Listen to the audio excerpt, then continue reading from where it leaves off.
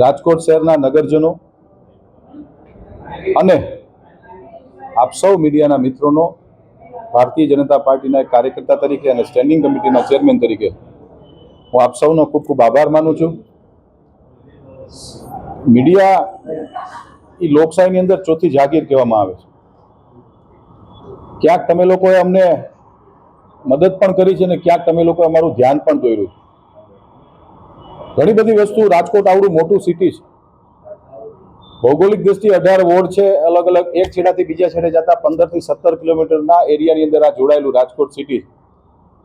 આપ સૌનો પણ ખૂબ ખૂબ અમે આભાર માનું છું કે તમે બધા મિત્રોએ print media, electronic media, social media, આ બધા મિત્રોએ કોર્પોરેશનના અલગ અલગ જે ધ્યાનમાં ન આવેલા હોય અમારા એવા કામોનું તમે લોકો અમારું ધ્યાન દોર્યું છે અને ત્યાં સુધી અમે પહોંચ્યા છીએ ને કામ કરાવી શક્યા છીએ. એ બદલ પણ તમારો આભાર માનીએ છીએ. રાજકોટ શહેરના સૌ નગરજનોનો પણ આભાર માનીએ છીએ. છેલ્લા 50 વર્ષથી રાજકોટ શહેરના નગરજનોના આશીર્વાદથી અહીંયા રાજકોટ મહાનગરપાલિકાની અંદર ભાજપના અમે સૌ કાર્યકર્તાઓ કામ કરી રહ્યા છીએ. આવો ને આવો સહકાર અને સાથ આવનારા દિવસોમાં પણ મળે એવી આપ સૌ પાસેથી અપેક્ષા છે અને વિનંતી પણ કરીએ છીએ. આજની સ્ટેન્ડિંગ કમિટીની અંદર કુલ 115 દરખાસ્તો હતી. આ 115 દરખાસ્તોમાં કુલ 470 કરોડ 74 લાખ જેવી રકમના ખર્ચે આજે અંતિમ સ્ટેન્ડિંગ કમિટીમાં રાજકોટ શહેરના અલગ અલગ વિસ્તારોના વિકાસ કામોને અમે લોકોએ મંજૂરીની મહોર આપી છે. 470 કરોડ એટલે સાથીઓ 4 અબજ અને 70 કરોડના ખર્ચે રાજકોટ મહાનગરપાલિકાએ આજે અંતિમ સ્ટેન્ડિંગ કમિટી મંજૂર કરી છે. તે બદલ અમને ખૂબ ખૂબ રાજીપો પણ છે અને આવનારા દિવસોમાં આ તમામ કામો રાજકોટ શહેરની અંદર કામ ચાલવાના છે, કામ ચાલુ થવાના છે. એ બદલ પણ અમને ખૂબ ખૂબ રાજીપો છે અને આપ સૌનો અમે આભાર માનીએ છીએ. કુલ આજની સ્ટેન્ડિંગ કમિટીમાં 115 દરખાસ્ત હતી. એમાંથી ક્રમ નંબર 3 પેન્ડિંગ, ક્રમ નંબર 5 રીટેન્ડર, ક્રમ નંબર 34 નામંજૂર, ક્રમ નંબર 54 રીટેન્ડર, ક્રમ નંબર 74-75 રીટેન્ડર, 76 નામંજૂર, 86 અને 90, ક્રમ નંબર 86 અને 90 રીટેન્ડર. કુલ મિલાવીને વાત કરીએ તો આ ભારતીય જનતા પાર્ટીના 66 કોર્પોરેટરો અમારા રાજકોટ શહેર ભાજપના અધ્યક્ષ ડોક્ટર માધવભાઈ દવેની અધ્યક્ષતાની અંદર અમે લોકો સંકલનમાં આ ચર્ચા કરતા હોઈએ છીએ, ખર્ચની ચર્ચા કરતા હોઈએ છીએ.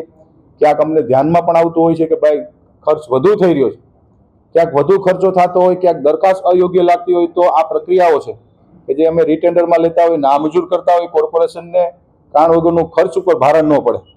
કારણ કે આ સરકાર દ્વારા અને રાજકોટ શહેરના નગરજનો દ્વારા ચાલતું આ મહાનગરપાલિકા છે.